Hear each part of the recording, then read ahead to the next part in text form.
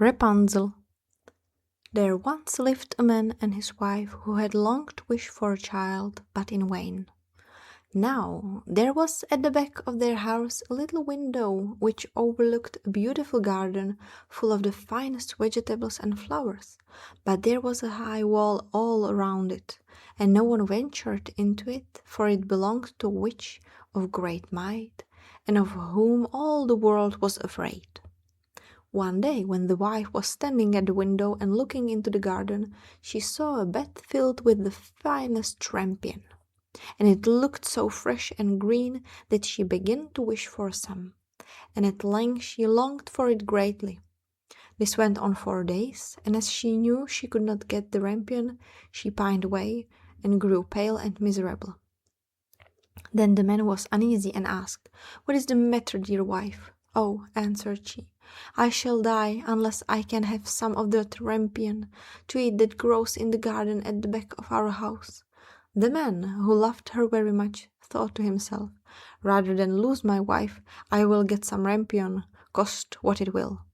So in the twilight he climbed over the wall into the witch's garden, plucked hastily a handful of rampion, and brought it to his wife. She made a salad of it at once, and ate of it to her heart's content. But she liked it so much, and it tasted so good, that the next day she longed for it thrice as much as she had done before.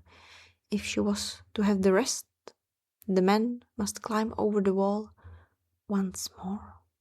So he went in the twilight again, and as he was climbing back he saw all at once the witch standing before him, and was terribly frightened as she cried with angry eyes, "How dare you climb over into my garden like a thief and steal my rampion? It shall be the worse for you." "Oh," answered he, "be merciful rather than just. I have only done it through necessity, for my wife saw your rampion out of the window and became possessed with so great a longing that she would have died if she could not have had some to eat." Then the witch said, "If it is all as you say, you may have as much rampion as you like on one condition. The child that will come into the world must be given to me. It shall go well with the child, and I will care for it like a mother." In his distress of mind, the man promised everything, and when the time came when the child was born, the witch appeared, and giving the child the name of Rapunzel, which is the same as rampion, she took it away with her. Rapunzel was the most beautiful child in the world. When she was 12 years old, the witch shut her up in a tower in the midst of wood, and it had neither steps nor door, only a small window above.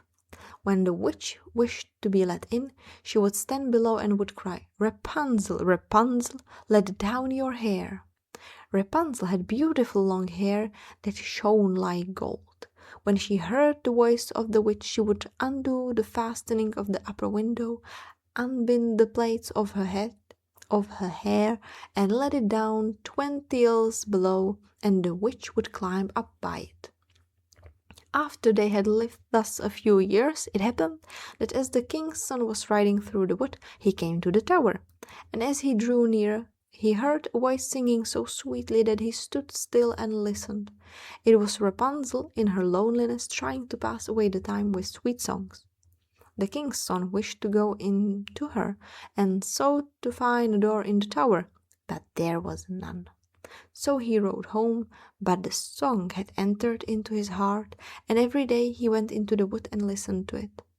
Once, as he was standing there under a tree, he saw the witch come up and listened while she called out, "Oh, Rapunzel, Rapunzel, let down your hair."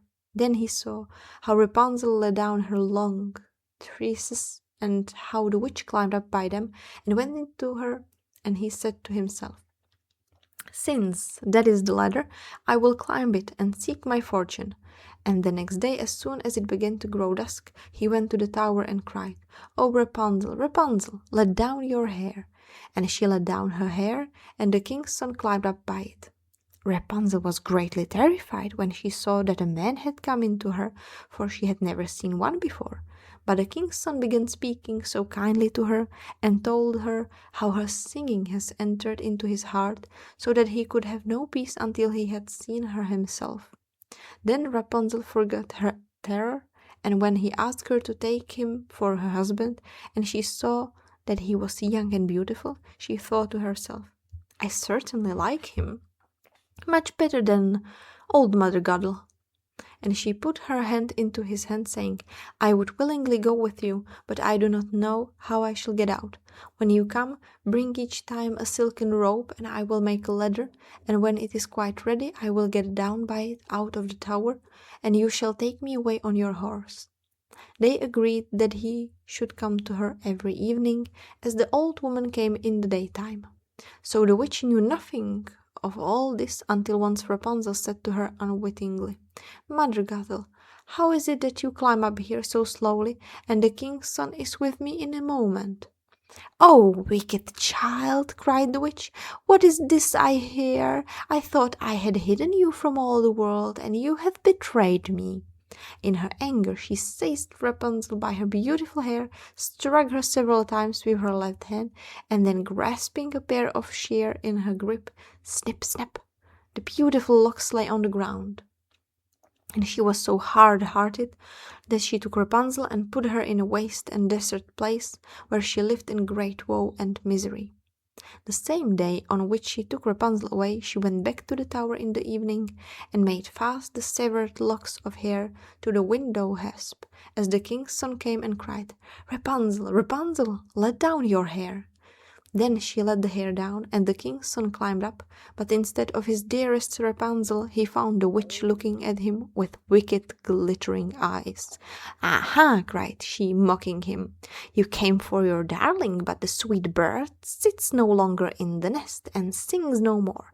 The cat has got her, and will scratch out your eyes as well. Rapunzel is lost to you. You will see her no more." The king's son was beside himself with grief, and in his agony he sprang from the tower. He escaped with life, but the thorns on which he fell put out his eyes. Then he wandered blind through the wood, eating nothing but roots and berries, and doing nothing but lament and weep for the loss of his dearest wife.